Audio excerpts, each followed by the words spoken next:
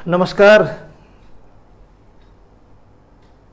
विद्यार्थियों और अभिभावकों और शिक्षकों।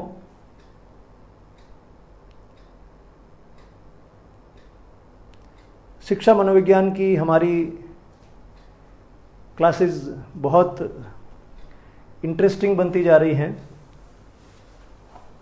और हम लोगों को खूब आनंद भी आने लग गया उसमें। और आज का तो टॉपिक इतना मज़ेदार है कि मुझे लगता है कि राजस्थान के सभी अभिभावकों को जिनके घर में 6 से 12 साल के बच्चे हैं उनको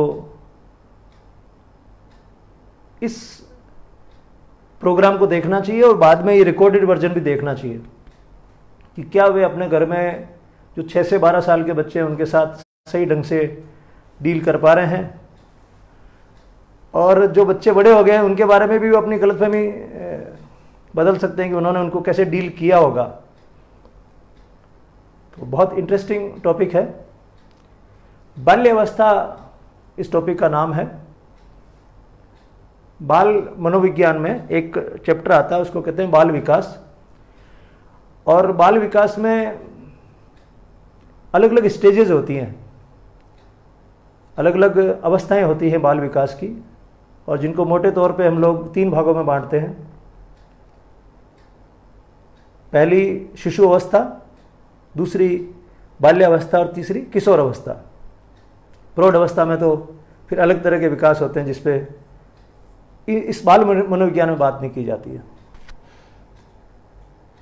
ये जो अलग अलग अवस्थाएं हैं इनको क्लासिफाई अलग अलग तरीके से किया गया है, वर्गीकृत किया गया है, लेकिन मोटे तौर पे उसको ऐसे ही मानते हैं। जैसे बाल्यावस्था को भी लोगों ने पूर्व बाल्यावस्था, उत्तर बाल्यावस्था कहा है, तो आज हम जो पढ़ रहे हैं वो लगभग आप समझिए उत्तर बाल्यावस्था पढ़ रहे हैं और 6 से 12 साल की उम्र के बच्चों के बारे में पढ़ रहे हैं। तो जिनके भी बच्चे हैं इस उम्र के वो तो बड़े गौर से देखना है, एक एक चीज़ को, बहुत इंटरेस्टिंग है। और सुरेश जी वर्मा जुड़ चुके हैं, उनको मैं नमस्कार कर देता हूँ, मेरे गुरु जी को। और अब मैं सीधा बोर्ड की तरफ चलता हूँ क्योंकि हमारा 100 का कोरम पूरा हो गया है। सीधा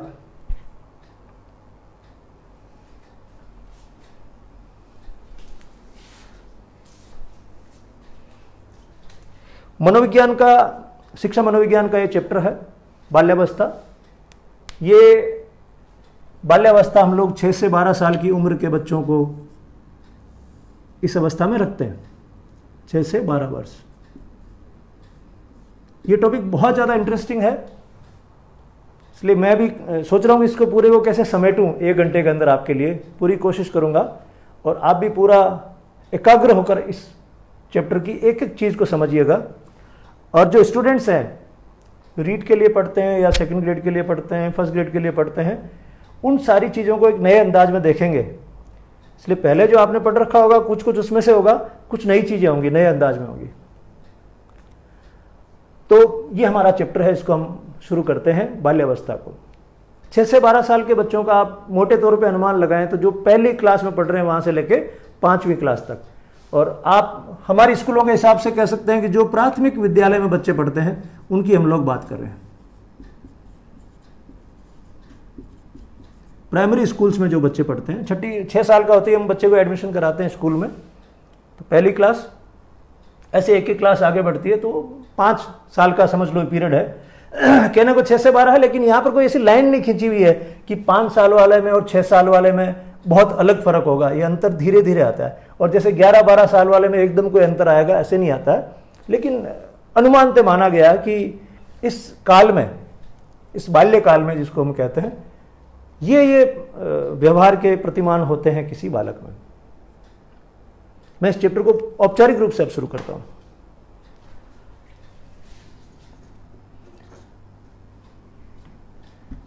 शिक्षा मनोविज्ञान में जैसे पढ़ाया जाता है ना, वैसे बाकी हम कभी यूं भी डिस्कस कर सकते हैं, अभिभावकों के तौर पे अलग से डिस्कस कर सकते हैं, लेकिन शिक्षा मनोविज्ञान में इसको कैसे पढ़ाया जाता है, कैसे समझाया जाता है, उस तरह से मैं चलूंगा। सबसे पहली चीज, इस समय को, बच्चों के इस समय को किन किन नामों से पुकारा गया है, इनको किन किन नामों से पुकारा गया है, इस काल को किस किस उपनाम से, या कहिए कौन कौन सा इसको साइनोनिम इनके लिए यूज किया गया है। पहले उनकी हम चर्चा करते हैं। तो सबसे पहले इसे खेलने की आयु कहा गया है। क्यों कहा गया है अभी अपन पढ़ेंगे, इसके सबके एक एक के अर्थ पढ़ेंगे। स्टूडेंट क्या करते हैं, रटने की कोशिश करते हैं, अर्थ नहीं समझते। प्ले एज, इसको बोला गया है खेलने की उम्र है। खेलते तो हम सभी उम्र में हैं, इससे छोटे बच्चे भी खेलते हैं, 3-4 साल वाले भी खूब खेलना अच्छा लगता है उनको, इनको भी अच्छा लगता है, इनसे बड़े बच्चों को लगता है, हम लोगों को भी खेलना अच्छा लगता है। इसको विशेष रूप से इसलिए कहते हैं कि इस समय बच्चों का खेल में सबसे ज़्यादा इंटरेस्ट होता है। उनको अगर ऑप्शंस दी जाए अलग अलग कि वो टीवी देखेंगे, वो मोबाइल से खेलेंगे या बिल्कुल मैदान में जाके खेलेंगे, तो मैदान में जाके खेलने की उनकी इच्छा सबसे ज़्यादा होगी। इसलिए इसको बोलते हैं खेलने की आयु, प्ले एज। एक दूसरी चीज, इसी को बोलते हैं भटकने की आयु, भटकने का काल, भटकने की आयु। आयु भी बोल सकते हैं, काल भी बोल सकते हैं, ऐसा फिक्स कहीं लिखा हुआ नहीं, यही बोलना है, उस चक्कर में ना पड़े। एज ऑफ रोमिंग, यानी इस उम्र के जो बच्चे हैं वो भटकते बहुत हैं, उनको घूमना फिरना ज्यादा अच्छा लगता है, उनको घूमना फिरना ज्यादा अच्छा लगता है। ये जो गांव में ज्यादा घूमते हैं, शहर में ज्यादा घूमते हैं गलियों में बिना काम, अच्छा ये भी घूमना भटकना भी कैसे होता है, बिना उद्देश्य। ऐसा नहीं कि हम किसी काम से जा रहे हैं, कि बाजार से कोई सामान लेने जा रहे हैं, बिना उद्देश्य भटकते रहते हैं। मैं कई बार क्लासेज में बताता हूं कि अपने गांव में जब वो बंदर आता है, बंदर, तो उस बंदर के पीछे पीछे जो घूमने वाले बच्चे हैं उनको कभी आप देखना, उस पूरे ग्रुप को, वो पूरा ग्रुप इन्हीं में से मिलेगा। मजा आता है इनको, ऐसे ही घूमेंगे गलियों में, कहीं घूम रहे हैं, कोई पूछेगा क्यों जा रहे हैं, यूं घूम रहा हूं। ये हम चैप्टर क्यों पढ़ रहे हैं, ये चैप्टर हम इसलिए पढ़ रहे हैं कि मनोविज्ञान ये कहता है कि बालक की अवस्था को हमको पहचानना चाहिए। उस बालक की अवस्था से उसके व्यवहार में कुछ परिवर्तन आता है, वो उस अवस्था के अनुसार व्यवहार करता है। अगर अभिभावक और शिक्षक दोनों इस व्यवहार को समझ जाते हैं तो उनको हैंडल करना ईजी हो जाएगा, फिर हम उनके बारे में शिकायत नहीं करेंगे जब उनको समझ जाएंगे। और मनोविज्ञान यही कहती है कि हम लोग हमारे आसपास के सभी लोगों को समझे, और हम जितना ज़्यादा समझेंगे उनके साथ हमारा एडजस्टमेंट ठीक होगा, उनसे हमारी शिकायतें कम हो जाएगी।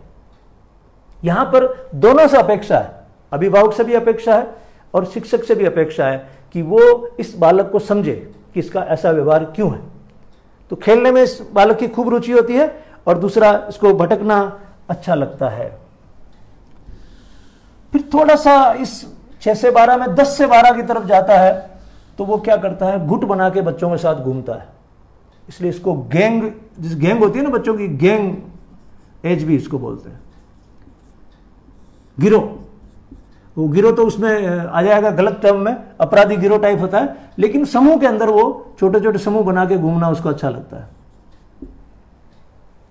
10 साल से थोड़ा होने के बाद में। तो इसको हम लोग गैंग एज भी कहते हैं। फिर इस समय शरीर के अंदर जो क्रियाएं हैं, शरीर की क्रियाएं अंदर वो बहुत तेज गति से चलती हैं।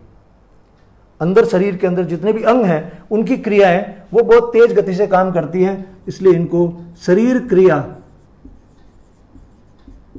अंदर जितनी फिजियोलॉजिकल एक्शंस हमारे अंदर हैं वो इस एज में खूब तेजी से बढ़ते हैं।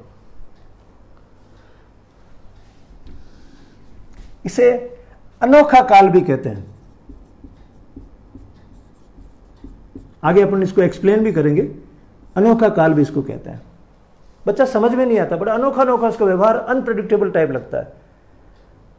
आपको यार ये ऐसा क्यों कर रहा है, आपको अजीब लगेगा, यार ये इस तरह का व्यवहार क्यों कर रहा है, तो अजीब अजीब तरह का व्यवहार करता है, अनोखा व्यवहार करता है। आप उसके व्यवहार के बारे में प्रेडिक्शन नहीं कर सकते। ये पूरा जो रचना है उसके दिमाग की, शरीर की, वो है कि वो कहीं एक जगह टिक नहीं पा रहा है, वो एक जगह टिक नहीं पा रहा। क्लास में भी सोचोगे वो बैठ जाए, वो लगातार नहीं बैठ पाएगा, उसका ध्यान भटकता है, मन भटकता है, उसका शरीर भटकता है। इन दोनों चीजों को आप समझ लीजिए, मन भटक रहा है, घूम रहा है, और शरीर भी भटक रहा है, ये भी उसके साथ साथ चलता रहता है।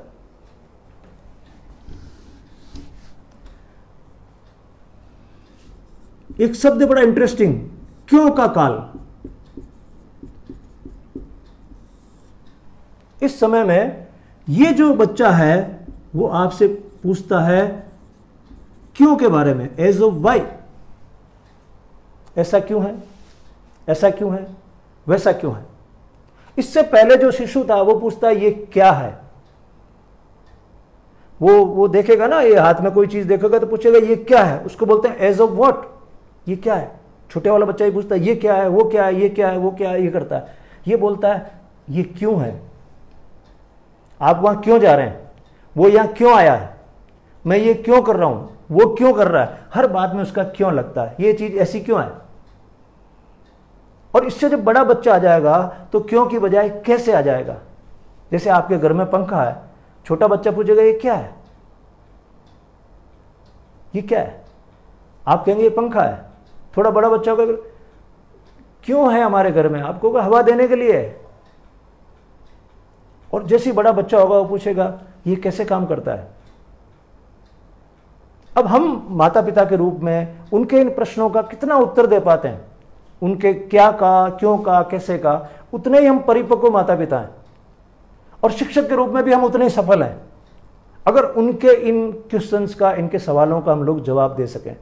तो ये क्यों का काल कहते हैं। इस समय में बच्चा पूछता है। अब अगर आपको उसको बार बार दबा देंगे, चुप रहे चुप रहे, ये बार बार हाथ खड़ा मत करो, वो हाथ खड़ा करेगा, बताओ ये बताओ, ये पूछूं, ऐसे वो करता है। और अगर आप उसकी भावना को दबा देंगे तो फिर वो हमेशा के लिए सवाल पूछना बंद कर देगा।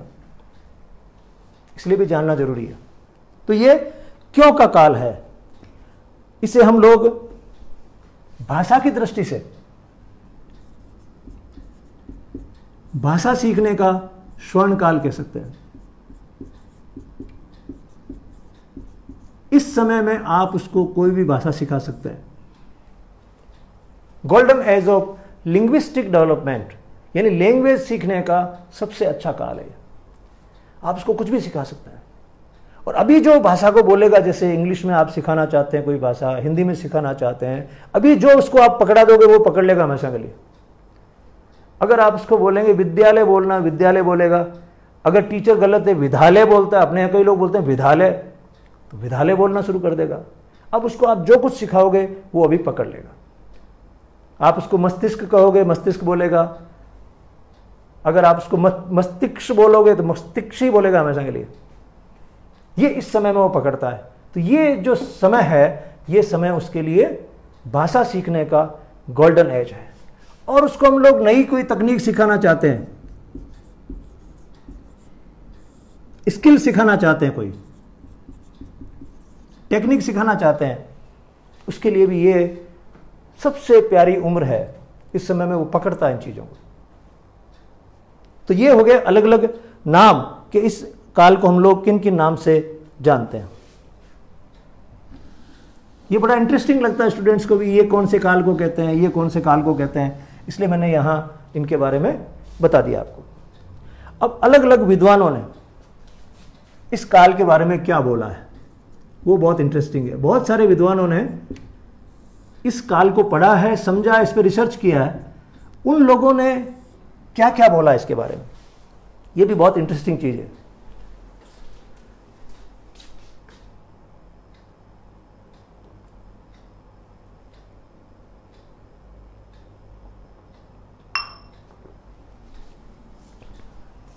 जो माता पिता है वो ज़्यादा ध्यान से देखना, उनके लिए तो जीवन का सवाल है। अगर हम हमारे बच्चों को ठीक से हैंडल कर लेते हैं, उनको समझ लेते हैं, तो मुझे लग रहा है कि आधा जीवन तो वैसे ही सफल हो जाता है।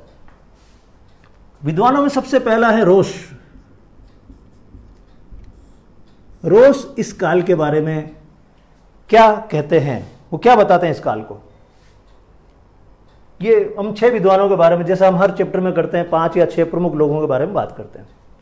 रोश ये कहते हैं कि ये जो काल है बाल्यकाल, वो पूरा ऐसे सेंटेंस है, बाल्यकाल छद्म परिपक्वता का काल है।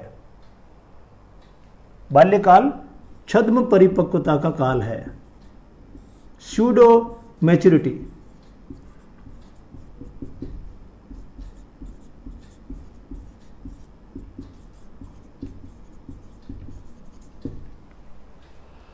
ये रोश ने बोला है कि छद्म परिपक्वता का काल है। अब ये क्या है मैं आपको समझा देता हूं। होता क्या है कि स्टूडेंट्स इसको रटते हैं, इस परिभाषा को।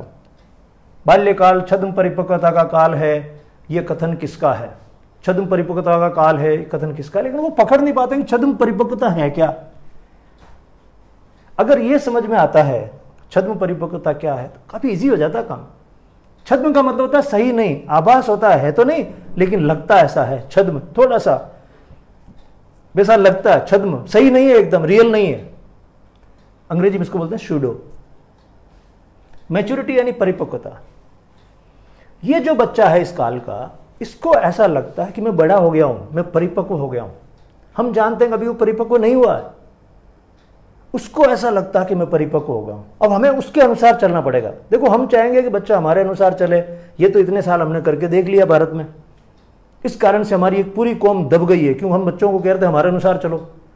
वेस्टर्न कंट्रीज में चल रहा है कि बच्चों के अनुसार चलो, उनको हम इसलिए डेवलप्ड कंट्रीज कहते हैं। कई चीजों में हमारी मत भिन्नता हो सकती है, लेकिन ये विकास, बच्चों के विकास के मामले में हम 100 साल पीछे चल रहे हैं। ये कह रहे हैं कि बच्चा क्या सोचता है ये इंपॉर्टेंट, तुम क्या सोचते हो इंपॉर्टेंट नहीं है। तुम्हारी एज हो गई है, तुम्हारे अपने लाइफ के पैरामीटर्स होंगे, बच्चा उस हिसाब से जिए, जरूरी नहीं है उसको उसके हिसाब से जीने दो, इसलिए उसको समझो।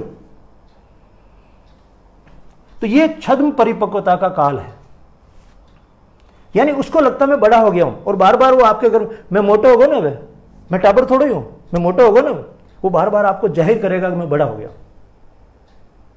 बड़ा हुआ नहीं है, उसको लगता है, तो आपको मानना पड़ेगा हाँ बड़ा हो गया है। आपको, अगर आप परिपक्व अभिभावक हैं, अभिभावक भी तो परिपक्व नहीं होते, अभिभावक हैं, तो आपको उसको इंपॉर्टेंस देनी पड़ेगी। हाँ तू बड़ा हो गया है, तो छोटा थोड़ा ही है। तो उसको घर के मामलों में, दूसरे मामलों में आपको ऐसे हैंडल करना पड़ेगा जैसे वाकई में वो आपकी उम्र का है। अब आप घर में मान लीजिए कलर करवा रहे हैं, वो सब देख रहा है, आप नहीं पूछ रहे टिंगर है इससे क्या पूछे कौन सा कलर करवाना है, लेकिन आप उसको पूछो बेटा तेरे हिसाब से, बेटी तेरे हिसाब से कौन सा कलर ठीक रहेगा, पूछो उसको, इन्वॉल्व करो, तब उसको लगेगा हाँ अब घर में मेरी पूछ है, मुझे घर में कोई पूछ रहे हैं। और आप उसको अवॉइड करोगे तो आप जितना बच्चों को अवॉइड करेंगे, जितना उन बच्चों को नहीं समझोगे, आगे जाके बच्चे भी आपको उतना ही कम समझेंगे। फिर आपको शिकायत होगी कि हमारे बच्चे हमको क्यों नहीं समझते, आपने भी तो नहीं समझा उनको। माँ बाप होना कोई ऐसी उपलब्धि थोड़ी, माँ बाप होना, मानव का माँ बाप होना थोड़ा टेढ़ा काम है, वो भी एक डिग्री है, डिग्री दी जानी चाहिए। हमारे यहाँ वो डिग्री देते नहीं है, भाई तुम माँ बाप होने लायक हो क्या, बच्चों को हैंडल कर सकते हो क्या, समझते हो क्या बच्चों के बारे में, तो डिग्री मिलनी चाहिए। वरना क्या यार, कोई भी आदमी बैठ गया मैं पिता हो गया, माता हो गई, और आपको बच्चों के बारे में एबीसीडी नहीं है, आइडिया ही नहीं है उसके बारे में। ये तो शादी से पहले डिग्री होनी चाहिए, कोर्स होना चाहिए कि ऐसे ऐसे होते हैं बच्चे, पहले ट्रेनिंग लो उसके बाद शादी करो। सूडो मैच्योरिटी का उसको ख्याल रहता है, पहली बात। आगे बात आपको समझ में, उसको लगता है मैं बड़ा हो गया हूं। अब आपके घर में कोई भी बच्चा है 6 साल का, 7 साल का, 8 साल का, 9 साल का, 10 का, 11 का, ये उम्र है लगभग, तो आप मान के चलिए उसके खोपड़ी में बात घुसी हुई है, बड़ा हो गया है।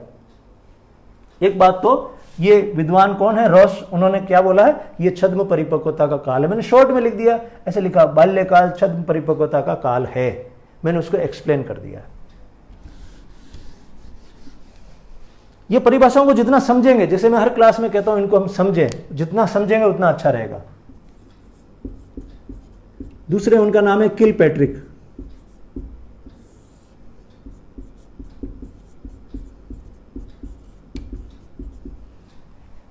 किलपैट्रिक, ये किलपैट्रिक एक नई चीज लाते हैं, और वो उन बच्चों को उन्होंने क्या बहुत लंबे समय से उन्होंने स्टडी की, उसके बाद में बोला है।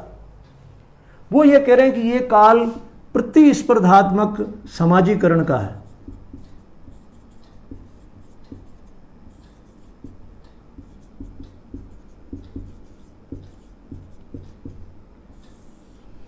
प्रतिस्पर्धात्मक समाजीकरण का है, कॉम्पिटिटिव सोशलाइजेशन। ये शब्द है, टेक्निकल है, लेकिन अभी मैं आपको इसके बारे में बड़ी मस्त चीज बताऊंगा। कॉम्पिटिटिव सोशलाइजेशन, तो ये परिभाषा ऐसी है कि ये बाल्यकाल प्रतिस्पर्धात्मक समाजीकरण का काल है। ये बोला है किलपैट्रिक ने। उन्होंने भी स्टडी की कि यार बच्चों में, ऐसे बच्चों में क्या क्या खास बातें होती है। उन्होंने ये कहा कि ये जो बच्चे होते हैं, अब ये इन्होंने स्टडी भले ही वेस्टर्न कंट्रीज में की है, पूरी दुनिया में, चाहे अफ्रीका हो, चाहे एशिया हो, चाहे अमेरिका हो, बच्चे एक ही तरह से व्यवहार करते हैं, बच्चे बच्चे ही होते हैं, वो भाषा अलग अलग हो सकती है। तो उन्होंने कहा कि यह काल प्रतिस्पर्धात्मक समाजीकरण का है। इसका अर्थ यह है कि ये बच्चे बहुत ज़्यादा सामाजिक होते हैं, हम नहीं उतने सामाजिक, हम तो समझ जाते हैं ना, फिर तेरी मेरी थारा मारा करना शुरू कर देते हैं, लेकिन ये बच्चे बहुत ज़्यादा सामाजिक होते हैं और ये समाज के साथ जुड़ना चाहते हैं, समाज की जिम्मेदारी लेना चाहते हैं, समाज का नेतृत्व करना चाहते हैं। इनमें काम जिम्मेदारी लेने के मामले में कंपटीशन है,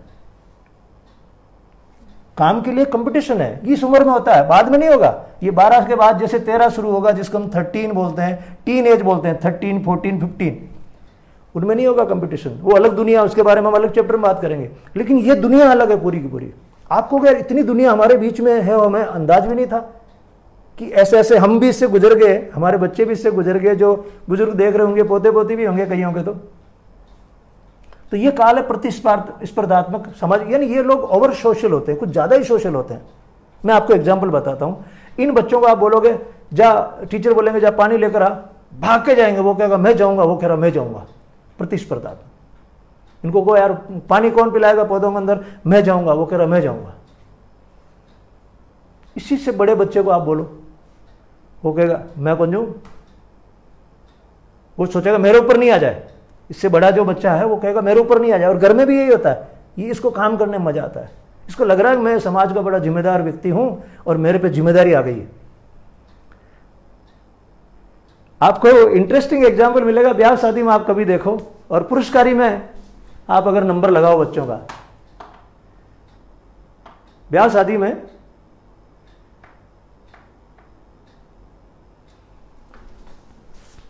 होता है ना पुरस्कारी के लिए बच्चे, तो वहां इनको मजा आता है, इनको बाल्टियां पकड़ा दो, ये ना नहीं करेंगे, पूड़ी लो क्या, हलवा लाऊं क्या, इनको मजा आता है ये काम करने में। अब आप मेरी बात समझ रहे हो मैं क्या कहना चाहता हूं इस क्लास के माध्यम से। यानी ये जो बच्चे हैं ये बहुत सोशल हैं और प्रतिस्पर्धात्मक, सोशल भी इतने कंपटीशन है सोशलाइजेशन के लिए। ये किसने कहा था, किलपैट्रिक ने। और बाद में लोगों ने जब अध्ययन किया, सब बच्चों में देखा तो हाँ यार इन बच्चों में ये तो कैरेक्टरिस्टिक है।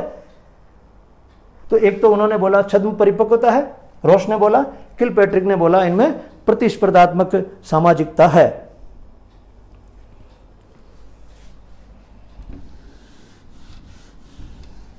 हम विद्वानों के मत पढ़ रहे हैं अलग अलग।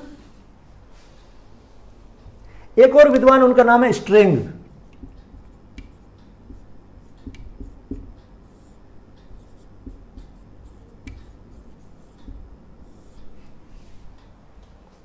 स्ट्रेंग ने कहा कि ये जो बालक है या ये जो बाल्यकाल का बच्चा है आपका, ये इस दुनिया में अब यूं पाता जैसे मैं कोई बहुत बड़ी दुनिया में आ गया हूं। इसको अचानक से, जैसे वो 5 साल से क्रॉस करता है, 6 साल 7 साल 8 साल में आता है, इसको अचानक से लगता है कि मैं बहुत बड़ी दुनिया में आ गया हूं और मुझे बहुत कुछ जानना है। 2 शब्द उसके पास आते हैं, उसको लगता है मैं बहुत ही अजीब दुनिया में आ गया हूं। एक तो उसको ऐसा लगता है बहुत बड़े संसार में आ गया हूं और बहुत जानना है, इसमें इतनी चीजें हैं जिनको मुझे जानना है। इसका जो व्यवहार होता है उसके पीछे उसकी ये मानसिकता काम करती है। अचानक से उसको चीजें समझ में आने लगती है और वो ये कहता है कि यार मैं इस दुनिया में आ गया हूं, बड़ी दुनिया में आ गया हूं और मुझे बहुत कुछ जानना है। ये स्ट्रेंग कहते हैं उसके अंदर चलता है। इसलिए वो बच्चा क्या करता है, हर चीज को देखने लगता है गौर गौर से। वो हर चीज को गौर से देखता ही रहता है। उसको चांद को देखेगा, चांद को देखता ही रहेगा काफी देर तक। आप कहोगे यार तू एक ही जगह इतनी देर क्या देख रहा है, लेकिन वो देख रहा है। अब उसके अंदर भूख जगी है जानने की और बड़े आराम से देख रहा है। पंखे को देखा तो पंखे को देखता ही रहेगा। आपको लगेगा तू एक ही जगह क्या देख रहा है इतनी देर से। अब जब मैं आपको बता रहा हूं, आप उन बच्चों को ऑब्जर्व करोगे तो आपको मजा आएगा कि यार ये चीजें नहीं मालूम थी। यानी वो इस दुनिया में बहुत कुछ जान लेना चाहता है। इसलिए हमने कहा वो भटकने का काल मतलब वो घूमना चाहता है। गांव में बाड़ों को देखेगा, जानवरों को देखेगा, किसी को भी देखेगा, कहीं ना कहीं वो घूमता रहेगा। यानी वो जानना चाहता है इस दुनिया को। उसको लग रहा कि मैं वाकई में जैसे अब संसार में आया हूं और यहां पर इतनी ज्यादा चीजें जानने की। एक जगह नहीं बैठेगा, घूमता रहेगा, ये भी देखूंगा, ये भी जानूंगा, वो भी जानूंगा। अगर अभिभावक समझ लें तो कोई टेंशन नहीं। अगर शिक्षक समझ लें तो क्या करेंगे शिक्षक, उसके हिसाब से अपना सिलेबस, उसके हिसाब से अपनी टीचिंग मेथड्स उस सबको चेंज करेंगे, जो अपने लास्ट में पढ़ेंगे। तो ये स्ट्रेंग ने बोला है कि वो एक अजीब, अपने आप को अजीब सी दुनिया में पाता है, बड़े संसार में पाता है, जिसके बारे में बहुत कुछ जानना चाहता है। तो उन परिभाषाओं को आप ऐसे लाइन टू लाइन रटो मत। स्टूडेंट्स हैं उनके लिए कह रहा हूं, लाइन टू लाइन रटो मत, उसको समझो स्ट्रेंग क्या कहना चाहते हैं, अपनी भाषा में उस परिभाषा को ढाल लो। तो पहले समझ में तो आए, उसके बाद आपको मजा आएगा कि स्ट्रेंग ने क्या बोला था। ठीक है। और स्ट्रेंग ने एक और चीज बोली थी कि दुनिया में ऐसा कोई खेल नहीं है जो वो नहीं खेलता हो, मतलब उसकी रुचि सब खेल में है, इसलिए अपन खेल की आयु भी बोलते हैं इसको। तो उन्होंने कहा कि खेल कई सारे, एक भी नहीं कई सारे, उसको कहीं भी ले जाओ आप, सब में उसकी रुचि है। क्रिकेट में भी उसकी रुचि है, फुटबॉल लिया तो वो भी मैं खेलूंगा, कबड्डी तो वो तो मैं खेलूंगा ही खेलूंगा, दौड़ना मैं दौड़ूंगा ही दौड़ूंगा। जो टीचर्स हैं वो इन चीज़ों को बहुत क्लोजली समझ सकते हैं। ये खाली देखिए, ये इस एग्जाम के लिए नहीं है, हमारे सारे टीचर्स को ये अच्छे से आना चाहिए। मैं पिछले 1 साल से ये काम कर रहा हूँ पढ़ाने का, छोटे बच्चों के साथ प्रैक्टिकली। तो मैं पहली से 5वीं वाले बच्चों के साथ जब इंटरेक्ट करता हूँ, उनको जैसे मैं बोलता हूँ खेलने चलोगे, मज़ा आता है, उनको लगता है ये हुई हमारे मन की बात, तो उनको अच्छा लगता खेलना। और अपन ने कहा भी है ऊपर, ये खेलने की आयु है, इस समय में थोड़ा खेल में ज़्यादा रुचि होती है। उससे छोटे वाले बच्चे समझते नहीं खेल क्या होते हैं, वो घर के खेल खेलना चाहते हैं, खिलौने विलौने घर के, ये थोड़ा फील्ड में जाना चाहते हैं। इससे बड़े बच्चे होंगे, उनकी कहानी अलग है, वो विचित्र कहानी है, जिनको हम किशोर अवस्था कहते हैं, वो आगे पढ़ेंगे।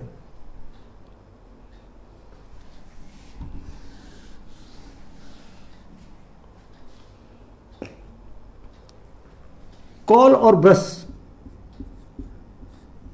ये क्या कई किताबें लिखी हुई है, इसलिए दो नाम आ जाते हैं। ऐसा नहीं कि इन दोनों ने बैठ के और ट्विटर पे, जैसे आजकल कहते हैं ना ट्विटर पे, मैं इसके बारे में सोचता हूं, ऐसा इन्होंने नहीं सोचा है। कॉल और ब्रश ने किताब लिखी है, उन्होंने ये लिखा है कि ये एक ऐसा काल है जो माँ बाप के लिए बड़ा कठिन है। किसके लिए कठिन है? माँ बाप के लिए कठिन है।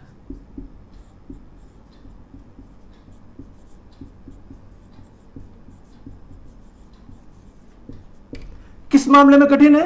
बालक को समझने में।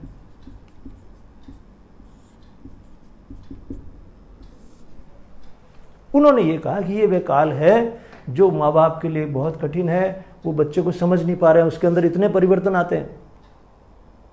इससे आगे वाला जो काल आएगा उसको हम कहेंगे किशोर अवस्था। उसमें एक चीज आएगी, उसमें ज्यादा स्टैनले हॉल ने काम किया उस पर, उसमें एक चीज आएगी कि वो उसके खुद के लिए कठिन है, वो उस बालक के लिए कठिन है। वो काल, वो एडजस्ट नहीं कर पा रहा समाज से, समाज के साथ उसके लिए जीना बड़ा मुश्किल सा हो रहा है, उसकी प्रॉब्लम है। यहां माँ बाप की प्रॉब्लम है, समझ नहीं पा रहे। अब वो 6 साल से लेकर उसके अंदर चेंज आते हैं। पहले तो हर बात में ना बोलता है, फिर बाद में वह डल हो जाता, उदासीन हो जाता, खाना खाएगा हाँ भी नहीं भरेगा, मना भी नहीं करेगा,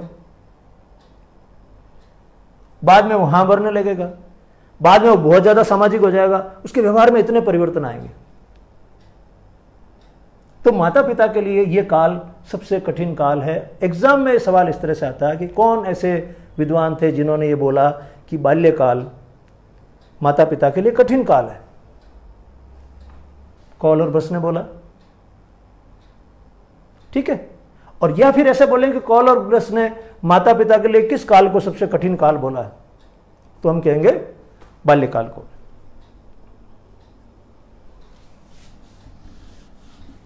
फिर एक और किताब है, उस किताब में भी इस काल के बारे में, बाल विकास में खूब सारी किताबें हैं। ये किताबें जो होती है ना, वो होती है चाइल्ड डेवलपमेंट की किताबें, बाल विकास की। तो ब्लेयर, सिम्पसन और जोन्स,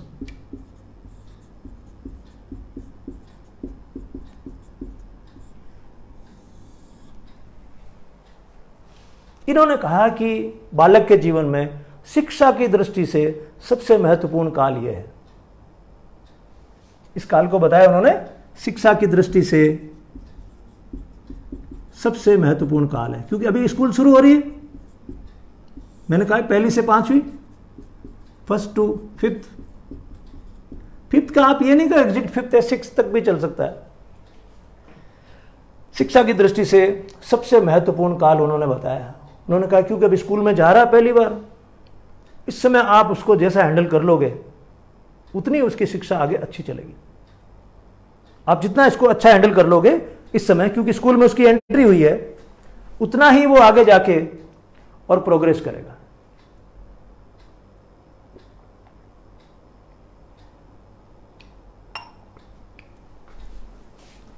अनिल आचार्य देख रहे हैं, अनिल के तो एक बच्ची छोटी वाली है इस उम्र में, बाकी तो अनिल आचार्य जुड़ गए इसमें साथ में, जोधपुर के हैं, और इनकी बच्चियां तो बॉक्सिंग करती है, बॉक्सर हैं, बॉक्सर लड़कियां। छोटी वाली मेरे हिसाब से इस एज ग्रुप में आती है, वो भी बड़े इंटरेस्टिंग तरीके से देख रहे हैं, मुझे लग रहा है पूरा परिवार देख रहा होगा।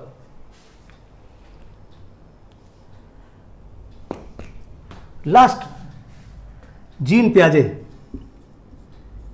जीन प्याजे बहुत बड़ा नाम है, स्विट्जरलैंड के थे। उन्होंने बाल विकास पे क्रांतिकारी अपना सिद्धांत दिया है, जिसको हम संज्ञानवाद का सिद्धांत कहते हैं। उन्होंने इस काल को माना है कि यहां पर मूर्त चिंतन शुरू हो जाता है, मूर्त चिंतन का काल है। और उनकी जो भाषा है उस भाषा में हम कह सकते हैं मूर्त चिंतन होता है, मूर्त संक्रियात्मक चिंतन है, operational, concrete operational age. Jean प्याजे की क्या अलग अलग अवस्थाएं हैं बच्चे के लिए, उस पर अपन अलग से पूरी क्लास करनी पड़ती है। जीन प्याजे पे उन्होंने 0 से 2 वाले को अलग माना है, फिर 2 से 5 वाले को अलग माना है ना, फिर 2 से 7, फिर 7 से 11, और फिर 11 से लेके और 15 साल तक, ऐसे उन्होंने अलग अलग एज मानी। उसको माना उन्होंने कि भाई sensory motor stage operational stage है, यहां पर ये कॉन्क्रीट ऑपरेशनल बताते हैं, मूर्त चिंतन की काल। तो उन्होंने कहा कि ये काल जो है जीन प्याजे का, इस काल में बच्चा पहली बार मूर्त चिंतन शुरू कर देता है। मैंने पहले भी आपको एक क्लास में बताया था, मूर्त और अमूर्त 2 तरह के चिंतन है, एक मूर्त चिंतन, एक अमूर्त चिंतन। मूर्त चिंतन है जैसे मैं इस मेरे स्केच के बारे में सोच रहा हूं, अच्छा ये पेन है, इसके बारे में सोच रहा हूं। अमूर्त क्या, जब पेन यहां है ही नहीं और मैं अंदाज लगाता हूं, अच्छा एक स्केच ऐसा हो सकता है, एक वैसा भी हो सकता है, एक वैसा भी हो सकता है, मैं उसके बारे में अमूर्त चिंतन कर रहा हूं, मूर्ति मेरे सामने नहीं है। तो अभी ये अमूर्त चिंतन में बच्चा आया नहीं है, अभी केवल मूर्त चिंतन की स्थिति में आया है, ऐसा जीन प्याजे कहते हैं। तो ये जीन प्याजे की अवस्था के हिसाब से आप कहेंगे इसको मूर्त चिंतन की अवस्था। ये 6 विद्वानों के बारे में मैंने आपको बताया जिन्होंने इस बाल्यकाल के बारे में अपने अपने मत दिए हैं। रोस ने, किलपैट्रिक ने, स्ट्रैंग ने, कॉलब्रस ने, ब्लेयर सिम्पसन जोन्स ने और जीन प्याजे ने। तो पहला हमारा इसके बारे में क्या हुआ, इस चैप्टर के बारे में पहला हमारा भाग क्या हुआ कि इसके अलग अलग नाम क्या हैं, पॉपुलर नाम क्या हैं इस काल के। तो हमने अनोखा काल, खेलने का काल, सारे हमने कहे, भटकने का काल, ये सारी बातें करी। दूसरे में अलग अलग विद्वानों ने इस काल के बारे में क्या बोला है।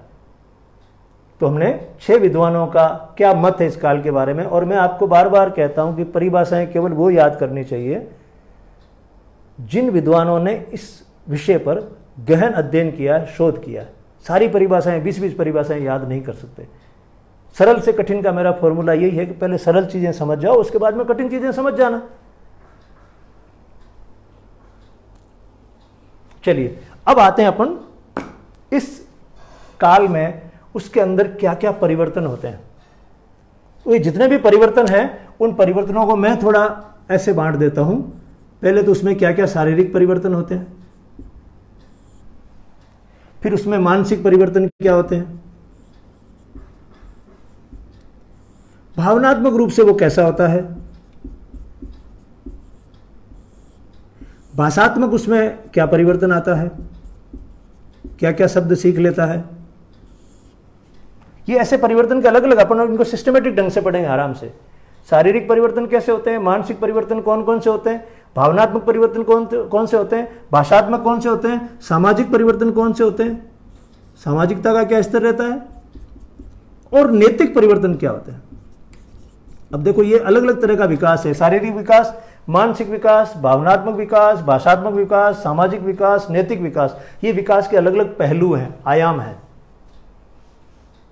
मैं क्या इसको इसके साथ यही अटैच कर देता हूं, वरना कई जगह अलग अलग भी बताया हुआ है, वो फिर कॉम्प्लिकेटेड हो जाता है। मैं इसके साथ ही अटैच कर रहा हूं। और शिक्षा का उद्देश्य क्या है, शिक्षा का उद्देश्य है कि बालक का विकास करना है, इस प्रकार से करना है, बालक का विकास इस प्रकार से करना है कि उसका व्यक्तित्व बन जाए जैसा समाज, संस्कृति, देश चाहते हैं, परिवार चाहता है, जो उसके खुद के लिए भी ठीक हो। और महात्मा गांधी ने जब शिक्षा की परिभाषा दी थी, उन्होंने कहा कि शिक्षा में सर्वांगीण विकास होना चाहिए। शिक्षा में सर्वांगीण, बालक का सर्वांगीण विकास होना चाहिए। उन्होंने कहा केवल मानसिक विकास हो गया, शरीर कमजोर रह गया तो भी ठीक नहीं है। अगर मानसिक विकास हो गया और भावनात्मक रूप से वो घबरा जाता है छोटी छोटी बातों से, अभी जैसे कोरोना से पूरा देश घबराया हुआ है, तो उन्होंने कहा वो विकास ठीक नहीं है। भाषात्मक विकास भी होना चाहिए, भाषा बोलनी आनी चाहिए। उसने कहा अगर उसके पास खूब सारे विचार हैं और उसको बोलना नहीं आया तो अपनी दुनिया में अपनी बातें कहेगा कैसे। सामाजिकता भी होनी चाहिए, ऐसा नहीं कि आप पढ़ लिख सब गए और समाज में मिलते जुलते नहीं है लोगों से, समाज से कटे कटे रहते हैं, तो समाज को भी जरूरत है। और नैतिक विकास भी होना चाहिए। और महात्मा गांधी ने इसके साथ एक और जोड़ा था, आध्यात्मिक विकास भी होना चाहिए। यानी उसको आध्यात्म यानी जीवन क्या है, हम यहां पर क्यों हैं, इसके बारे में भी अंदाज होना चाहिए, ताकि वो अपना दिन खराब नहीं करे, अपना हर दिन दुनिया में जिए, अच्छे से जिए जो वो होने के लिए हुआ है। कल मैंने आपको मैस्लो के मानवतावाद में बताई थी। तो ये अलग अलग पहलू हैं इसके विकास के, किसके, बाल्यावस्था के। शायद ये बड़ी अजीब क्लास होगी जिसमें स्टूडेंट्स भी बैठे होंगे, इसमें वो लोग भी बैठे होंगे जिनको नहीं देना एग्जाम, लेकिन वो जीवन को समझना चाहते हैं। तो मेरे लिए भी बड़ा इंटरेस्टिंग है उनके सामने इन चीज़ों को रखना, जो नॉर्मली उनके सिलेबस में नहीं है, उनको एग्जाम देना भी नहीं है, लेकिन बड़े इंटरेस्ट से पढ़ रहे हैं। मुझे अच्छा लग रहा है उनको देखकर भी। तो ये अलग अलग पहलू हैं। हम सबसे पहले शारीरिक पहलू की बात करते हैं कि इस बच्चे का 6 से 12 वाले का शारीरिक विकास कैसे होता है। शारीरिक विकास में जो सबसे पहले हमको जो चीज दिखाई देती है बच्चे में, वो दिखाई देती है उसकी लंबाई। ये 6 से 12 साल की उम्र में उसकी लंबाई बढ़ना रुक जाती है। ऐसे थोड़ी थोड़ी होती है, एकदम तो नहीं रुकती है, लेकिन वो लंबाई जो है वो रुक जाती है। यानी मैं आपको एक छोटे से ग्राफ से बताऊं, देखो ये बच्चा 1 से 5 साल तक है, उसकी लंबाई आप इस ग्राफ को यूं समझ लीजिए, तेजी से बढ़ती है। और जब ये इस एज में आ गया तो लगभग आपका ग्राफ स्टेबल हो जाता है। ये समझ लीजिए 1 साल से लेकर 5 साल तक बच्चे की लंबाई बढ़ेगी तेजी से, बहुत तेजी से बढ़ती है। मतलब इतनी तेजी से बढ़ जाती है, आप ताजुब करोगे कि वो जब 3 साल का होता है, जब तक उसकी लंबाई पूरे जीवन की लंबाई की आधी हो जाती है। यानी बहुत तेजी से। ये अपन सेक्शन अलग से पढ़ेंगे शिशु अवस्था में, कि आप मान लीजिए 6 फीट के हो गए जिंदगी में, ये आपकी हाइट रहने वाली है, तो आपकी उसमें से 3 फीट की हाइट तो 3 साल की उम्र में हो गई। जब आप 3 साल के हो तो 3 फीट के हो गए, और बाकी जो आपकी हाइट बढ़ेगी 16-18 साल तक, तो आपको 3 फीट और मिलने हैं। तो 3 फीट तो आप 3 साल में हो गए। इसलिए शिशु अवस्था अलग है, उसका खेल ही अलग है, उसके बारे में हम अलग से बात करेंगे। तो शिशु अवस्था में तो तेजी से बढ़ती है लंबाई, यहां स्थिर हो गई है, लगभग थोड़ी सी बढ़ेगी लेकिन स्थिर हो गई है। और फिर वापस जब किशोर अवस्था आएगी तो एक बार बढ़ जाएगी और फिर फुल स्टॉप लग जाएगा। भाई इतना लंबा होगा ये बच्चा। तो इस समय लंबाई के बारे में आप क्या कह सकते हैं कि लंबाई की जो वृद्धि दर है, वृद्धि की दर रुक जाती है, शब्द ठीक नहीं है, वृद्धि दर कम हो जाती है। यहां वृद्धि दर ज्यादा थी, बहुत ज्यादा थी, यहां फिर कम हो जाती है, यहां फिर ज्यादा होती है, लेकिन ये वाली टॉप पे रहती है। विकास का मतलब शारीरिक विकास की अगर कोई नींव है तो वो यहां होती है।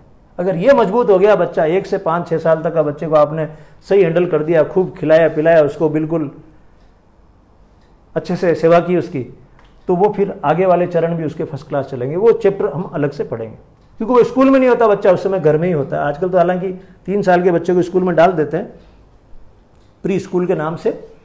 तो ये वृद्धि दर एक चीज समझ लें, लंबाई उसकी क्या होगी, वृद्धि दर।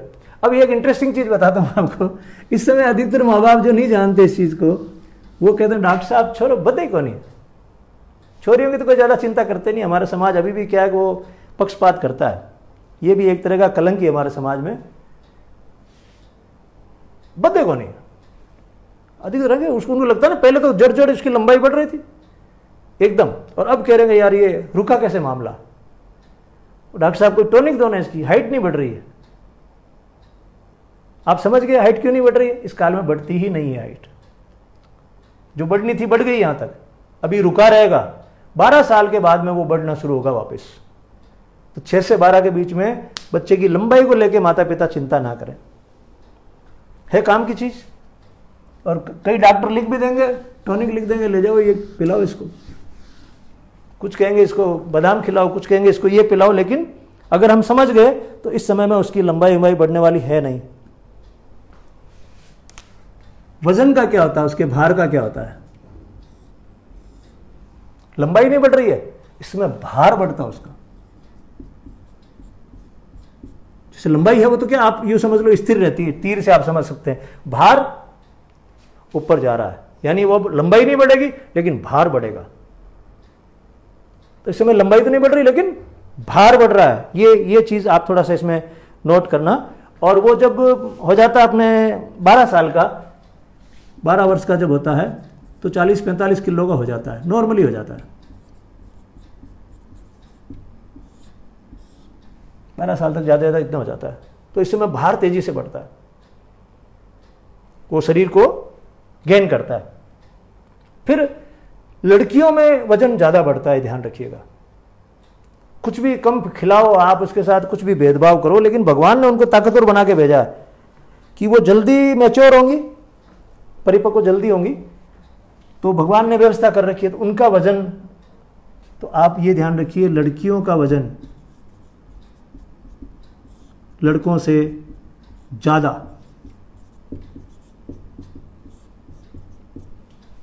ये तीर का मतलब है इनका वजन ज्यादा बढ़ेगा।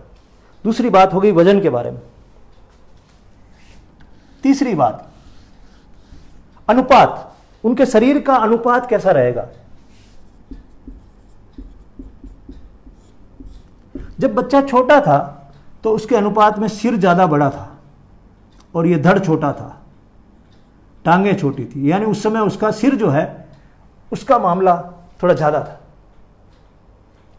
अब क्या हो रहा है, अब इसका जो धड़ है ये बीच वाला, ये पोर्शन बढ़ रहा है। तो अनुपात में उसका धड़ जो है ये बढ़ना शुरू होता है। अगर हम इसके पूरे अनुपात को देखेंगे तो बीच वाला पोर्शन, तो अनुपात में अब धड़ जो है ये प्रमुख हो जाता है। वजन बढ़ रहा है और बीच में धड़ बढ़ रहा है, हाइट नहीं बढ़ेगी, केवल धड़ है वो बढ़ेगा। तो धड़ ज्यादा प्रोमिनेंट हो जाता है। फिर हड्डियां,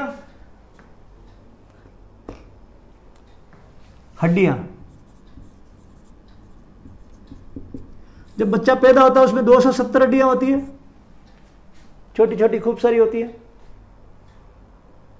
इस एज में आते आते उसमें हड्डियां 250 रह जाती हैं, यानी कुछ हड्डियां मिल जाती है। जो छोटा बच्चा होता है ना उसके तो गिर गया तो लगी नहीं, लगी क्या, हड्डियां सारी ऐसे है बिल्कुल गोल गोल घूमने वाली। अब ये हड्डियां क्या आपस में मिल रही है, 2 हड्डियां मिलके हो गई तो कम हो गई, 20 हड्डियां कम हो गई है। यहां आते आते 250 हड्डियां हो जाती है शरीर में, आगे जाके 206 हो जाएंगी, फिर फिक्स।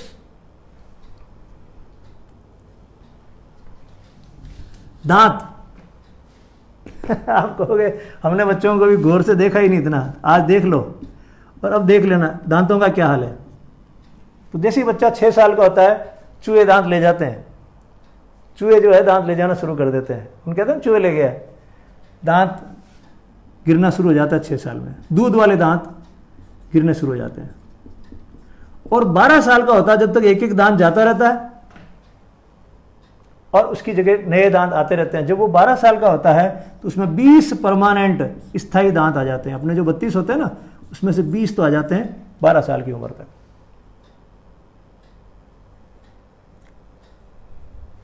ये उसके शरीर की स्थिति है, शरीर उसका इस प्रकार से बढ़ता है, ये बात आपको मालूम होनी चाहिए। और मांसपेशियां भी 10 साल की उम्र आते आते उसकी लगभग सारी जो मांसपेशियां छोटी मोटी वो विकसित हो जाती हैं, काम करना शुरू कर देती है। मांसपेशियां, हमारी जो मांसपेशियां अलग अलग है, जैसे मैं आपको बताऊं ये हाथ में यहां पे एक मांसपेशी अलग है, ये काम करेगी तो ये इसको मैं कहूंगा कि भाई इसको उंगलियों को खींच तो ये इसको खींच लेगी।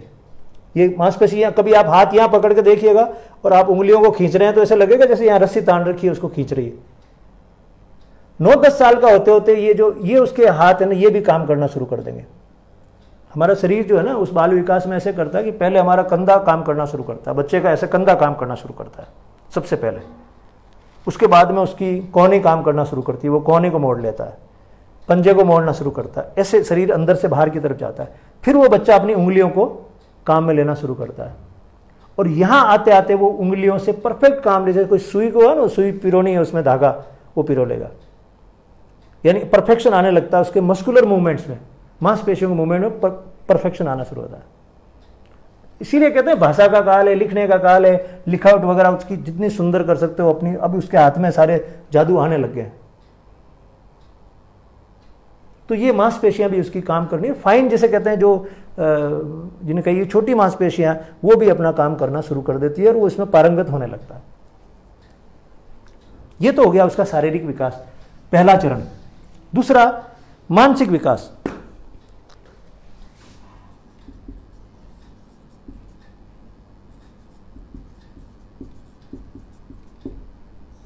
मानसिक विकास में अब उसको पहली बार अपने अंदर व्यक्तित्व होने का एहसास होता है।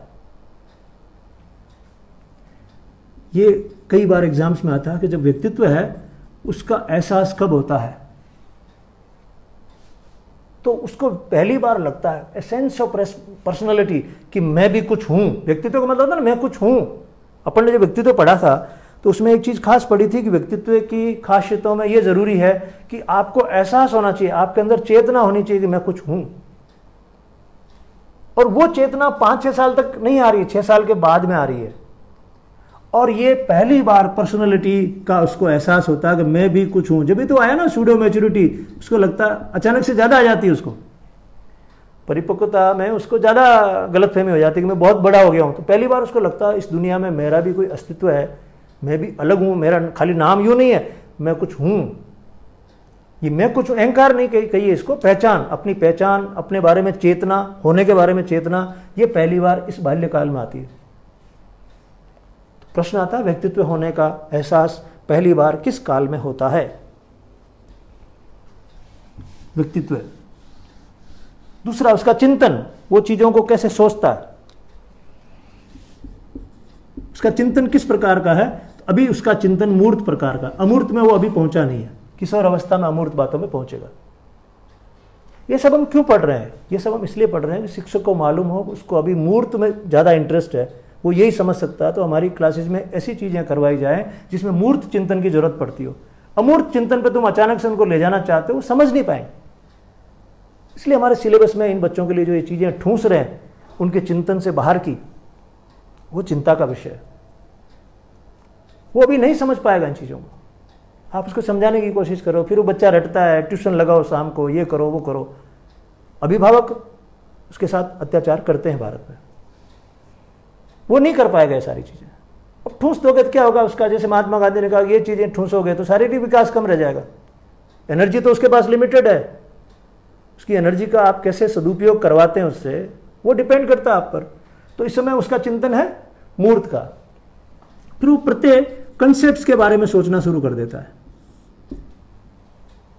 प्रत्येक निर्माण उसका शुरू हो जाता है, वो कंसेप्चुलाइजेशन करना शुरू कर देता है, परसेप्शन, प्रत्यक्षीकरण करना शुरू कर देता है।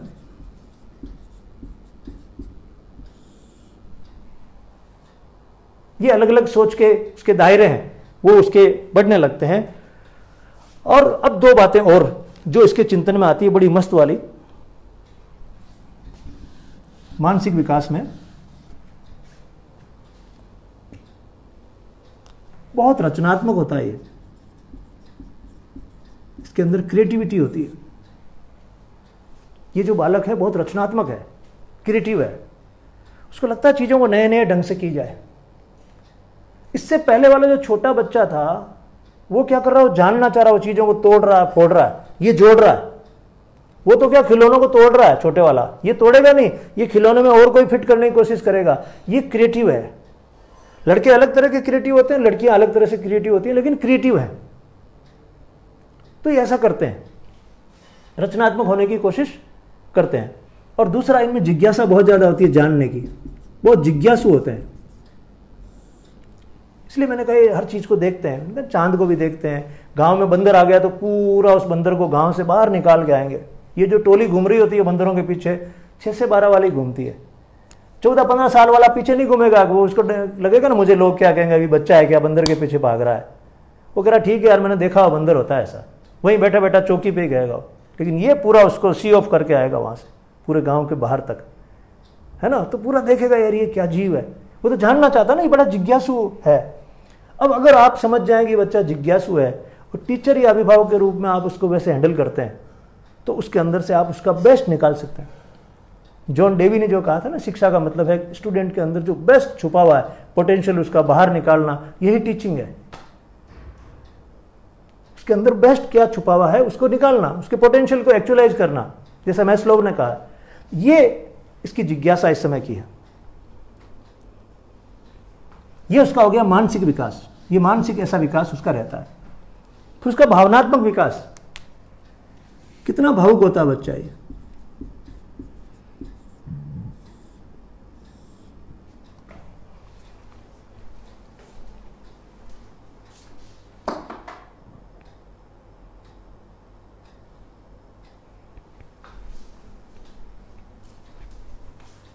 कितना भावनात्मक रहता है वो। कई लोग हैं जिनका मुझे लग रहा है वो बैटरी डिस्चार्ज हो जाती होगी इस दौरान, तो वो पहले से बैटरी पूरी चार्ज करके रखें। अगर उनको क्लास में इंटरेस्ट है तो वो इससे पहले अपनी पूरी बैटरी चार्ज करके रखें, भाग दौड़ ना करें और आराम से बैठें। 1 घंटे का अपना इन्वेस्टमेंट करें, आपको बहुत कुछ मिलने वाला है। भावनात्मक विकास जो है इसमें वो कैसे होता है, तो वो अपनी भावनाओं पर नियंत्रण कर लेता है, उसको आ जाता है।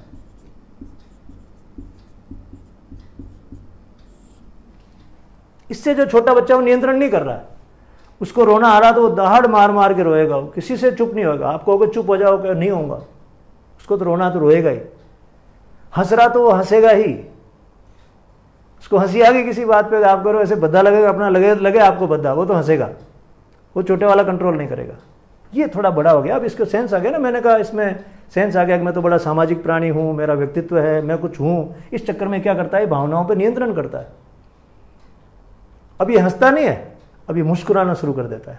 थोड़ा सा चेंज किया, हंसा नहीं, मुस्कुराए। रोने की बजाय सुबकने लगता है, जोर जोर से दहाड़े मार के नहीं रोता है। ये अपनी भावनाओं पे नियंत्रण करता है और दूसरों की भावनाओं का भी सम्मान करता है।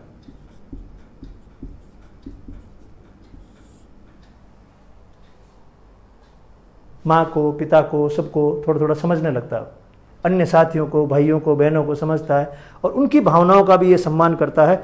इस तरह का इसका व्यवहार रहता है और काफी पॉजिटिव हो जाता है, नेगेटिव नहीं रहता है, काफी पॉजिटिव हो जाता है।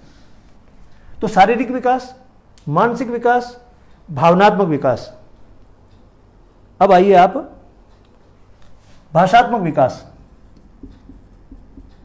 ये बात अपन पढ़ ही चुके हैं, ये गोल्डन एज है लिंग्विस्टिक डेवलपमेंट की, भाषाई विकास की। ये स्वर्ण, उसका स्वर्ण काल है, समय है। तो भाषा का विकास जितना ज़्यादा आप करवा सकते हैं बच्चे में, उसको इंग्लिश सिखाओ, संस्कृत सिखाओ, हिंदी सिखाओ, ये समय। इसके बाद वो चिकना गड़ा जो है उसमें भाषा डालनी बहुत मुश्किल है। अभी उसके होठों का ट्विस्ट वैसे आ जाएगा जैसे आप चाहते हैं। अभी उसने दिस देट अगर बोलना सीख लिया ढंग से तो वो पकड़ लेगा। तो ये भाषात्मक विकास का सबसे अच्छा समय है। इस समय वो भाषा को पकड़ता है, ट्विस्ट करना, शब्दों को ट्विस्ट करना सीखता है। हम तो लोग भुगते हुए, हमारा तो नहीं हुआ उस समय विकास, इसलिए अभी भी हिंदी बोलना भी ठीक से नहीं आता, मुश्किल होती है, इंग्लिश में भी मुश्किल होती है, सब में मुश्किल होती है। बाद में बहुत एडजस्ट करके और सीखना पड़ा। अगर उस समय नेचुरल वे में ध्यान दिया जाता हिंदी या इंग्लिश में, तो हम ज़्यादा परफेक्ट ढंग से बोल पाते। तो भाषात्मक विकास का समय है ये वाला। सामाजिक विकास, इसकी तो कहना ही क्या है, टॉप पर है। जीवन में आप सबसे ज़्यादा सामाजिक होते हो इस समय में होते हो। और अपन ने उसमें पढ़ा भी था विद्वानों के मतों के बारे में कि प्रतिस्पर्धात्मक सामाजिकता का समय है। सामाजिकता तो इसके अंदर अपरंपार है, खूब सामाजिक है, जिम्मेदारी लेना चाहता है, खूब सारे समाज के जो भाव होने चाहिए सामाजिकता में, जिम्मेदारी लेता है, इसके अंदर सहयोग की भावना होती है, ये नेतृत्व करना चाहता है। ये अलग अलग भाव जो एक व्यक्ति में सामाजिक होने में होने चाहिए, वो इसमें ये सारी चीज़ें आती हैं। तो ये सामाजिक विकास इस समय में सबसे अच्छे ढंग से होता है, ये ध्यान रखिएगा। और अपनी सामाजिक पहचान के प्रति भी ये जागरूक होता है। सामाजिक विकास के बाद में नैतिक विकास, मोरलिटी। नैतिकता का आप सीधा यूं समझ लीजिए, बहुत भारी शब्द नहीं है। नैतिकता कहती है, आपको लगता है बहुत खतरनाक वर्ड है कोई। नैतिकता का मतलब है क्या सही है और क्या गलत है, इसको नैतिकता कहते हैं। समाज ने, संस्कृति ने जिसके लिए तय कर रखा है ये चीज समाज में अच्छी है, ये गलत है, वो नीति बनी हुई है, नीति की नैतिकता है। तो अगर हम उस सही चीज पे चल रहे हैं तो हमारे अंदर नैतिकता ठीक है, नहीं है तो हम कहते हैं ये काम अनैतिक किया उसने। तो ये नैतिकता का मतलब है सही गलत की पहचान। तो इसमें भी ये टॉप पर रहता है बच्चा, क्योंकि वो सामाजिक पहचान को लेके बड़ा चिंतित है। मेरी एक सामाजिक पहचान है, मैं कुछ हूं, अच्छा होना चाहता है, तो इसमें नैतिकता भी होती है। सही गलत को ये पहचानता है। उसको कहेंगे ये गलत चीज है, समझ जाएगा, नहीं करेगा। उसको कहेंगे सही चीज है, नहीं करेगा। पर हमको भी अपना उदाहरण पेश करना पड़ेगा। हमको देखते हैं ये लोग, देख देख के नकल करते हैं, और वो देख देख के नकल करके सीखने वाली प्रवृत्ति भी इस समय में ज्यादा होती है। आप अगर कोई काम गलत कर रहे हैं तो वो आपसे गलत सीख जाएंगे, फिर आप उनको कह नहीं सकते कि ऐसा नहीं करना चाहिए। लेकिन ये एज सही है, इस समय अगर आप उनको परफेक्ट करना चाहते हैं नैतिकता में तो ये समय सही है। और एक और इंटरेस्टिंग चीज है, इस समय में वो नकल बहुत करते हैं। अपना जो सामाजिक पहचान है ना, उनको लड़कियां अपनी माँ की तरह होना चाहेंगी, उनकी तरह ड्रेस पहनना चाहेंगी। बेटा जो अपने बाप की तरह स्टाइल में कंगा उंगा मारेगा, जो बाप करता है वैसे वैसे बेटा करने की कोशिश करता है। ये भी इसी काल में होता है। वो नकल करने की कोशिश करता है कि जैसे ये है वैसे ही मैं बनना चाहता हूं। क्यों? उसको लगता है मैं भी बड़ा हो गया। ये हो गया उसका नैतिक विकास। ये उसके अलग अलग तरह के विकास के आयाम हो गए। अब लास्ट, इस बच्चे का आपको ध्यान कैसे रखना है, केयर कैसे करनी है। केयर कैसे करनी है, उसकी पढ़ाई में आपको क्या ध्यान करना है, 5 बातें वो करते हैं और फिर हमारा चैप्टर पूरा। जब आपको मालूम चल गया उस बच्चे की नेचर ऐसी है, तो आप उसके लिए क्या करेंगे अभिभावक के तौर पे, शिक्षक के तौर पे। तो यहां तो बात ज्यादा शिक्षा की आएगी, क्योंकि बच्चा स्कूल में आ गया है और हम लोग शिक्षा मनोविज्ञान पढ़ा रहे हैं, तो माँ बाप तो जो कर रहे हैं उनको अलग से समझाएंगे। लेकिन शिक्षक के रूप में आपको क्या करना है, एक देश के रूप में आपको किस प्रकार की शिक्षा व्यवस्था इन बच्चों के लिए रचनी है, ये हम पढ़ते हैं उनके लिए शिक्षा की व्यवस्था। सबसे पहला उनका पाठ्यक्रम, सिलेबस। उसमें आपको ध्यान रखना है कि इसको रुचिकर बनाना है। बहुत इंटरेस्टिंग कहानियां वानियां भर के, नाटक वाटक भर के रखना है। गहराई, गंभीरता, ये इनका काम नहीं है। ये भटकते लोग हैं, साधु महात्मा है ये। इनको रोकना है तो कोई न कोई बात इंटरेस्टिंग होनी चाहिए आपके सिलेबस में, तो ये रुकेंगे, वरना थोड़ी देर में उबासी लेना शुरू करेंगे। अब आप ठोक पीट के कितनी देर इनको बैठाएंगे। लेकिन रुचिकर होगा तो इनको मजा आ जाएगा, बोले ये हुई हमारे काम की बात। तो एक तो पाठ्यक्रम को आप बनाएंगे रुचिकर। दूसरा, इस समय भाषा पर ज्यादा ध्यान दीजिए, क्योंकि भाषा का ये सर्वश्रेष्ठ काल है। तो आपको ज्यादा कोशिश करनी चाहिए उसको कोई न कोई भाषा में पारंगतता करवाना। अगर आप इंग्लिश पढ़ा रहे हैं तो केवल मीनिंग मत रटवाइए, उसको बोलना सिखाइए मुंह से। तो टीचर को नहीं आता, टीचर खुद सीख ले बोलना, वरना वो ठीक नहीं है। उसको आप मीनिंग सिखा रहे हो लेकिन उनको बोल नहीं पा रहा, तो वो भाषात्मक विकास नहीं है, उल्टा नुकसान है उसको। आप और हम सारे लोग 10वीं पढ़े, इंग्लिश में पढ़े, हिंदी में पढ़े। इंग्लिश अगर बोलना नहीं आ रहा, इसका मतलब हमारी शिक्षा ठीक तरीके से नहीं हुई है। हमारे साथ कोई न कोई लोचा हुआ, और ये आप सब समझ रहे हैं मेरी बात को कि क्या लोचा हुआ। वरना 10वीं की जो पढ़ाई है, उस 10वीं की पढ़ाई के बाद में हर विद्यार्थी को इंग्लिश बोलना आ जाना चाहिए। इतने शब्द, इतने टेंस वेंस सब कुछ लिखे उसके अंदर। तो यहां से शुरुआत करनी चाहिए भाषा की, कि उसको भाषा बोलना आना चाहिए। I am going, she is coming, ऐसे बोलना आना चाहिए उसको। हिंदी इंग्लिश मीडियम का चक्कर ही नहीं होना चाहिए। ये फालतू का डिवाइड है, ये इंग्लिश मीडियम है, हिंदी मीडियम है। हिंदी मीडियम है, उसमें इंग्लिश की किताब है, तो इंग्लिश की किताब उसमें बोलना आना चाहिए। उनको ज़्यादा से ज़्यादा बुलवाया जाए, प्लीज़ कम हियर, जब इंग्लिश की क्लास होती है तो वो पकड़ लेगा। हिंदी मीडियम में भी वो रहेगा, लेकिन उसको इंग्लिश बोलना आ जाएगी, हिंदी भी बोलना आ जाएगी, इंग्लिश बोलना भी आ जाएगी। अगर वो इंग्लिश वाला जो विषय है उसको ठीक से हैंडल किया जाए और भाषा के विकास की दृष्टि से उसको हैंडल किया जाए, तो भाषा पे ध्यान दिया जाए। तीसरा, जो भी एक्टिविटीज की जाए उनको समूह में किया जाए, समूह गतिविधियां। ये बच्चा समूह में रहना अच्छा लगता है, तो कोई ग्रुप 5 का ग्रुप बना दिया, उसको कहा कि भाई 5 लोग मिलके ये काम करोगे, 5 लोग मिलके ये काम करोगे। उनको ग्रुप में अगर आप बांट के और पढ़ाते तो उनको मजा आएगा, बोले हमारा ग्रुप है, इनको मजा आता है ऐसे। आप स्कूल में कभी भीड़ में देखना, जब बड़ी स्कूल है उनमें देखना, मुझे बड़ा मजा आता है इनको देख के। ये इनका एक दोस्त होता है खास, या कभी 2 दोस्त होते हैं और बड़े गलबैयां करा के चलते हैं, ऐसे हाथ में हाथ डाल के कंधे पे डाल के चलते हैं, इनके बड़े मजे होते हैं। ये ग्रुप में अच्छा फील करते हैं, सोशल है ना। कभी आप देखना कहीं पानी पीने भी जा रहे हैं स्कूल से, आपको लगेगा 2 जने एक दूसरे का हाथ पकड़ के चल रहे हैं, अकेले नहीं चलते। मुझे पढ़ा के अच्छा लग रहा है, पता नहीं आपको कैसा लग रहा होगा। मुझे चीजें सुना के अच्छा लगता है। सामूहिक गतिविधियां करिए, पाठ्यक्रम को रुचिकर बनाइए और भाषा पर ध्यान दीजिए, और साथ साथ में इनको कला या नाटक के माध्यम से, नाटक और कोई कला या खेल के माध्यम से पढ़ाने की कोशिश कीजिए। उसके अंदर क्या होगा, इनके अंदर जो ये इमोशंस छुपे हुए हैं, क्योंकि ये भावनाओं को दबाते बहुत हैं, इनको गुस्सा भी आता है तो गुस्से को दबाते हैं, और फ्राइड कहते हैं कि भावनाओं को दबाना ठीक नहीं है। तो शिक्षा मनोवैज्ञानिक ये कहते हैं कि इन बच्चों को जब पढ़ाओ तो साथ साथ में नाटक करवाओ, उसको गुस्सा आ रहा तो गुस्सा भी कर लेगा, खेल में फुटबॉल को ठोक लेगा जोर से, तो जो अंदर गुस्से दबे हुए हैं उसके, वो निकल जाएंगे। इन भावनाओं को निकालने के लिए, क्योंकि दबा रहा भावनाओं को, उनको निकालना भी जरूरी है, उनके लिए हम लोग उसमें पाठ्यक्रम में इनका भी कर सकते हैं। और सह शैक्षणिक गतिविधियां, ये आ ही गया है, वो भी खूब करवाइए आप।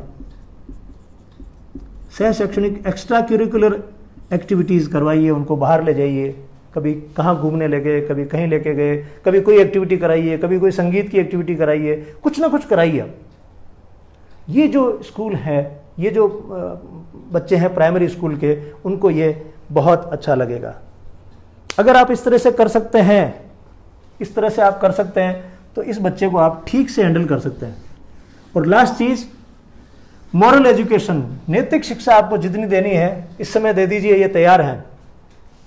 ये समाज की बातों को, संस्कृति की बातों को मानने को तैयार हैं, ये उम्र है, इस समय दे दीजिए। इसके बाद आप देना चाहेंगे तो मैं आगे पढ़ाऊंगा क्लास में। वो कौन है? विद्रोही। 13 साल से फिर वो एक खड़ा होता है विद्रोही, वो समाज के खिलाफ है, वो पिता के खिलाफ है, इस पूरे सिस्टम के खिलाफ है। वो फिर आपकी नैतिकता को मानने वाला नहीं है, वो कहेगा I don't agree with this thing, वो नहीं मानेगा। उस पर क्लास अलग करेंगे किशोर अवस्था पे। इसलिए आपको जो भी नैतिकता वैतिकता देनी है, समझानी है, अभी भर दो। अभी नहीं दी तो बाद वाला तो वैसे ही स्वीकार करने वाला नहीं है। अभी दे दी तो बाद में कंट्रोल में रह के चलेगा। नैतिकता सिखानी है, उसके लिए सबसे अच्छा काल कौन सा है? ये, क्योंकि इससे जो छोटा है वो नैतिकता में समझता नहीं है, उसको तो सही गलत का मतलब नहीं है। देखो नैतिकता के 3 हो गए। एक तो जो शिशु हो गया 1 से 5 साल का, वो जानता ही नहीं है सही गलत क्या है यार, वो किसी को किक मार देगा। वो बिस्किट पड़े, किसी के गए हम मिलने वाले हैं, उनके यहाँ बिस्किट पड़े, उठा लेगा, तो समझता नहीं सही है गलत है। हालांकि उसमें हम अलग तरह से पढ़ेंगे, उसको नहीं कहना उठा लिया कोई बात नहीं। तो वो नहीं समझता नैतिकता होती क्या, उसी स्टेज पे नहीं है, अपनी मस्ती में जीता है। और ये जो है नैतिकता में ज़्यादा समझता है। और फिर किशोर जो आएगा, ये जो है शिशु, फिर बालक जिसको हम बाल्यकाल कहते हैं, और फिर किशोर, हमारे हिंदी अनुवाद है, इसको अपन चाइल्डहुड बोलते हैं, चाइल्ड, इसको हम बोलते हैं एडोलसेंट एज आती है, और इसको हम बोलते हैं इन्फेंट। मोटे मोटे तौर पे ये क्लासिफिकेशन ऐसे चलता है। तो इसको जितनी नैतिकता सिखानी सिखा दीजिए, ये नैतिकता स्वीकार करेगा नहीं। अभी सिखा दो, अभी नहीं सिखाया तो उसको स्वीकार करना ही नहीं है। फिर आप नैतिकता की किताबें लेके बैठ रहे ना कि हमारे उसमें कोर्स में नैतिकता की किताबें हैं, इस समय काम नहीं है तो बाद में काम ही नहीं है तो फेंक देगा वैसे ही। इस समय सिखा दोगे तो ये स्टेज भी ठीक ठाक निकल जाएगी। ये था हमारा चैप्टर। मुझे लग रहा है आपको ठीक लगा होगा। बाल्यावस्था, ऐसे ये 3 अवस्थाओं के बारे में हम पढ़ते हैं। ये क्यों पढ़ते हैं, उसके पीछे कारण ये है कि हम बालक को समझना चाहते हैं। अगर हम बालक को समझ गए तो हम उसको ठीक से पढ़ा पाएंगे। अगर उसको हमने समझ लिया तो हम उसको ठीक से पढ़ा सकते हैं, हैंडल कर सकते हैं। माँ बाप के रूप में अच्छे से हैंडल कर सकते हैं, शिक्षक के रूप में उसके अंदर जो बेस्ट है उसको निकाल सकते हैं। ये शिक्षा मनोविज्ञान की बातें जो 100 साल पहले अमेरिका में, यूरोप में लागू हो चुकी है, और जो अभी भी यहाँ पे लागू नहीं हो रही है, अभी भी नहीं हो रही है। शिक्षा मनोविज्ञान स्पष्ट मना करती है, इनको समझो, इनको मारो मत, डराओ मत। अपने अभी भी सिस्टम चल रहा है, ज़्यादा बोल रहा है 2 लप्पड़ मार, चुप रहे, सवाल मत पूछ, ये मत पूछ। ये जो पद्धति चल रही है, शिक्षक महत्वपूर्ण है, ये गलत है। शिक्षा मनोविज्ञान कहती है कि बालक महत्वपूर्ण है। Child is the king. जैसे बाजार में कहते हैं ना कस्टमर इज द किंग, तो यहाँ पे चाइल्ड इज द किंग। हमको बदलना पड़ेगा, हमारे समाज को बदलना पड़ेगा, शिक्षा व्यवस्था को बदलना पड़ेगा। ये जो कैंप होते हैं शिक्षकों के, उससे काम चलेगा नहीं, क्योंकि जब तक वो उन कैंपों में सीखी हुई चीज़ों को लाके स्कूल में लागू नहीं करते हैं। और उनको अपने बच्चों को समझना आ जाना चाहिए। अगर वो अपने, उनके पास बच्चे खुद के भी तो हैं, अगर उनको वो स्टेज में समझ लेते हैं तो फिर वो स्कूल के बच्चों के साथ भी न्याय कर पाएंगे।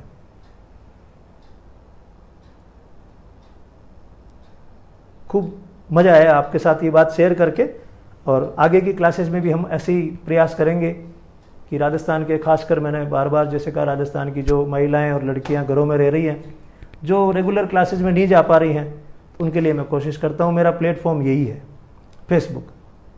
यूट्यूब वाला मैंने जैसे आपको बताया कि मुझे उसकी आदत नहीं है यूट्यूब की, इस पर ही मैं सारी बातें करता हूँ। आने वाले समय में हो सकता है हम लोग अपना चैनल व्यवस्थित कर लें, तो आपको खूब सारी चीज़ें वहाँ पर मिलेंगी। आपको खूब सारी शुभकामनाएं। और जो अभिभावक जुड़े हैं, मुझे लग रहा है कि वो शायद अपने बच्चों को, 6 से 12 साल के बच्चों को अब अच्छे से समझेंगे, उनके साथ न्याय करेंगे। और ये मेरा जो वीडियो है, ये फेसबुक पे रिकॉर्डेड रहता है, कभी भी चालू कर सकते हैं, शेयर कर सकते हैं, दूसरे लोगों को बता सकते हैं कि यार बच्चों को ऐसे हैंडल करना चाहिए। नमस्कार।